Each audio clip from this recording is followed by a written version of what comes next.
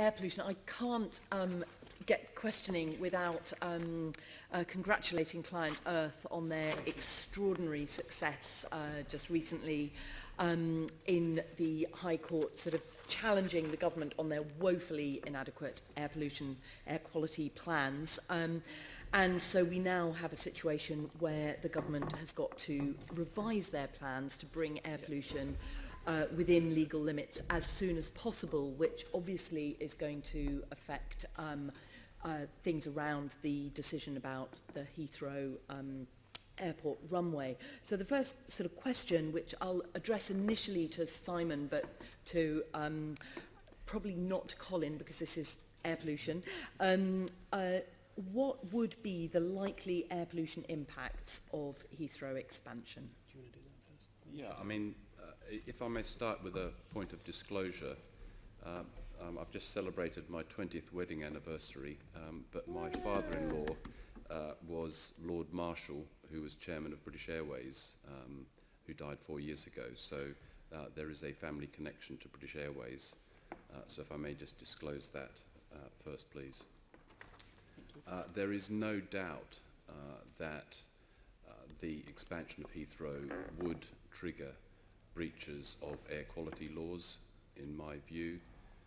I think that the laws are very powerful. They apply at many different tiers of government. They are quite complex, therefore, because there are so many different powerful aspects to them. And today what I will try to do is talk in general terms, just to give a sort of highlight of issues. But in my view, there is no question that it would cause, expansion of Heathrow would cause breaches of air quality laws. Should I update you on what the ruling means for Heathrow? Is that okay? Or that would be very helpful, thank you. So basically, the ruling is significant. Is a very complicated sort of legal discussion, but I'll try and simplify it, and we can talk about what it means. But basically, we were pleased with the ruling because for the first time the judge actually ruled on the actual plans that the government had got, rather than just talking about compliance. So he actually ruled that the plans were not good enough, which is significant legally. And there's sort of two areas that it affects Heathrow. I mean, in a nutshell, it definitely throws a spanner in the works for Heathrow. Firstly, and this is paragraph 52 of the judgment, he talks about exposure. So in the past, the government and the Davis Commission had said, as long as Heathrow doesn't stop compliance with the air pollution laws, it can go ahead. So basically what that meant was, if you had a worse part of London, say Oxford Street, that was worse, had a worse air pollution, Heathrow wouldn't stop you meeting compliance because it wouldn't be as bad, which is ridiculous. And he actually said in the judgment, in paragraph 52, that you had to have plans that limited people's exposure, which changes things. So you can't now come ahead with it. Your plan now has to take into account people's exposure rather than just the legal limit, which is crucial. Secondly, it's the modelling.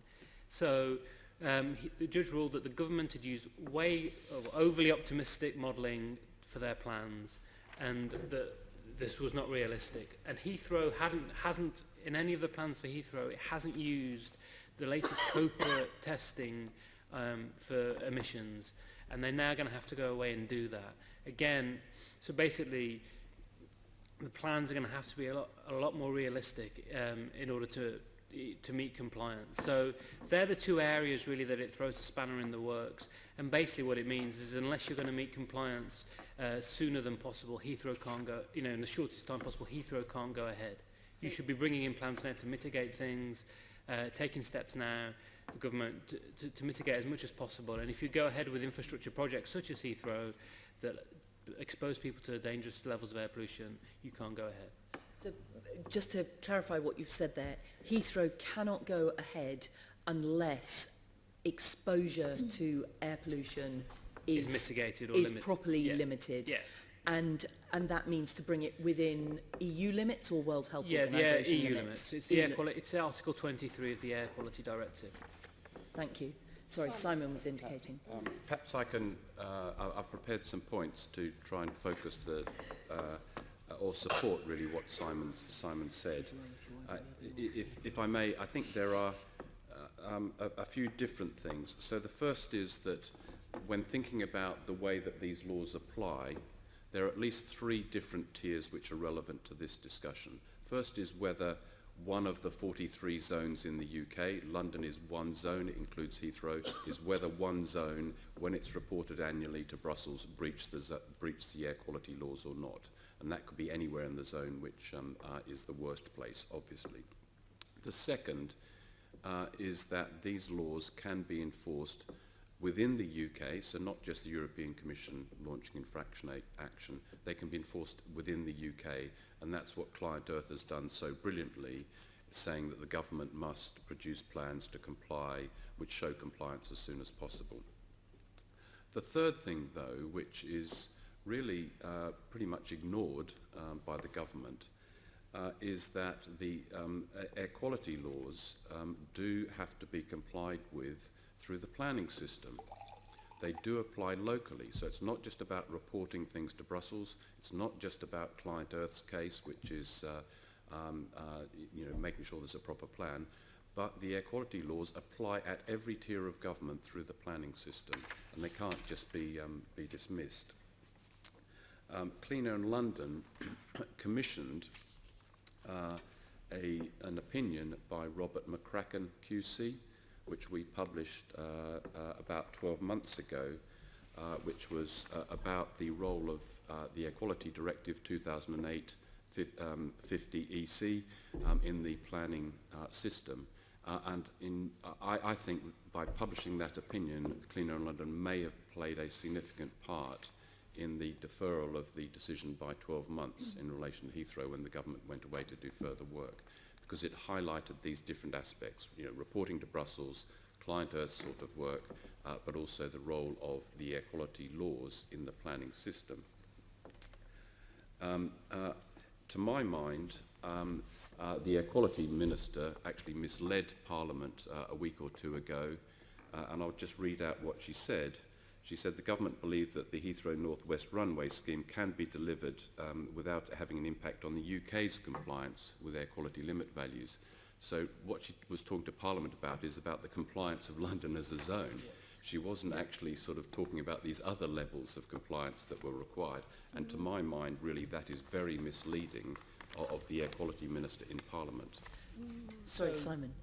That's basically, Simon is completely right. She's talking nonsense there. So that was the day after the hearing in the debate. What she's saying is, that's basically my point about Oxford Street. As long as Heathrow wasn't any worse than anywhere else in London, because it's London as a zone, you're fine. Whereas what the judge has said now is you've got to limit exposure. So that is the change. Okay, so basically, in terms of Londoners' experience and for the mayor kind of making sure that we're compliant, yeah.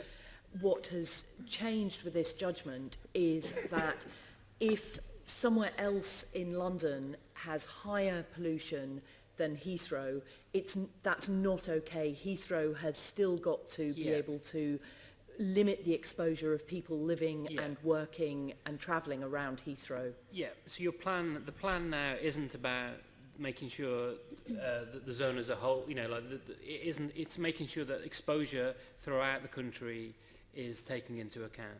So it's not okay to have somewhere that's really badly polluted because you've got a worse place in that same zone. You now have to, if you're going to have policies and infrastructure plans like Heathrow, you've got to take exposure into account. That's very powerful. If I may support that, because Simon is absolutely spot on there. What the High Court judge did, of course, is confirm what the McCracken opinion had said and what I've been saying since 2008. So it was very clear, and it did support that, and it's a very powerful extra weapon in our armoury. But if I can just talk really about this tier, about where the laws apply in the local planning system, and I'll give you several examples in terms of this detail. It's not just about exposure. Mm-hmm. The limit values, which we have often talked about for nitrogen dioxide, are hard binding limits to protect public health. That had to be complied with by January 2010. So they are sort of immutable limits, absolute limits to be complied with to protect public health, set at the level of the World Health Organization guidelines. So this is, of course, a health-based objective. Those limit values are tough, therefore. They apply everywhere where people can be exposed to air pollution. I think it's with 3 exceptions, and those 3 exceptions are spelt out as common sense exceptions, and again by McCracken. Sort of, for example, they don't apply within where health and safety limits apply within somebody's premises. Sort of, for example, they don't apply in the middle of a carriageway. So they are tough and absolute. They apply everywhere with 3 exceptions. They also, it's not just about sort of a fixed limit. There are very powerful aspects of the laws in terms of the possible worsening of air pollution below the limit values. It's very black and white also. You can't go from below to above, and you also can't make air pollution above the limit values significantly worse. And the government tries to say that significant is going from 40 to 41 or 41 to 42.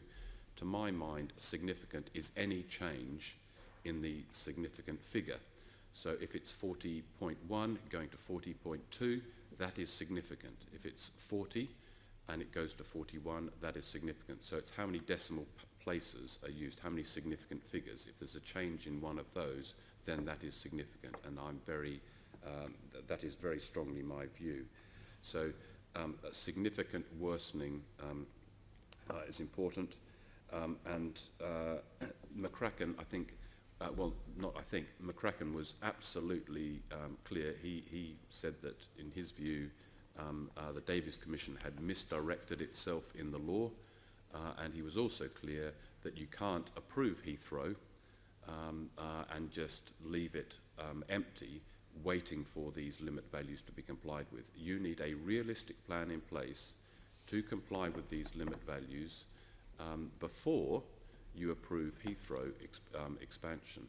And you could achieve that, and I shall not pause in this sentence in case somebody misuses a soundbite, but you could comply with air quality laws around Heathrow if you banned diesel vehicles for many miles around Heathrow, including the M4 and M25, before taking the decision to expand Heathrow. That's really what we're talking about. Anything less than banning diesel vehicles for many miles around, including those motorways, before taking the Heathrow decision, to my mind, and I believe it's supported by the McCracken opinion, would be illegal. Okay, thank you. So just sorry, Sophie. I just wanted to come in on a broader point. Absolutely agree with what the others have said, and absolutely huge congratulations to ClientEarth for their amazing victory. We're all extremely excited by what it means for air pollution in general. Sorry, I'll speak up.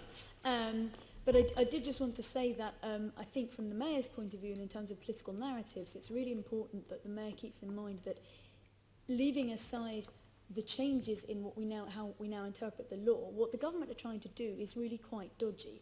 The idea that they could have decided that they could increase air pollution in one area of London just because it's worse elsewhere is entirely immoral. We know that air pollution is very dangerous for health. The committee is very aware of this, I know, but we also know that no level of air pollution is really safe. So even if we did ban diesel throughout London and up to the M25, which we would absolutely support, it still wouldn't be, although it might be legal, it still wouldn't be moral to expand Heathrow, because it will create still significant air pollution, and that's it's a really serious problem that the Mayor needs to be talking about in his opposition to Heathrow. We've got Simon just with one more point. I'm going to make 4 recommendations and then I will shut up. The first thing is, please bear in mind that the Labour government, when it was looking at Heathrow expansion, would have given very strong powers to the Environment Agency, duties to ensure compliance with air quality laws, and powers to wheel clamp aeroplanes. Second, I really would urge this committee, encourage the Mayor to get the Mayor to join any air quality legal case, because I believe it was very helpful for the ClientEarth case to have the Mayor joined in that case. That's the second thing. The third thing is to, obviously, for this committee to investigate, and I'm sure you would. And the last thing is that we need a new Clean Air Act in place well before Brexit, which enshrines these public health protections in place. In 1954, the City of London sponsored the original Clean Air Act in 54, before there was a national act in 56. The Mayor, as many committee members here will know, can sponsor annual legislation. I believe the deadline's just been missed for this year, but next year the Mayor should sponsor a Clean Air Act.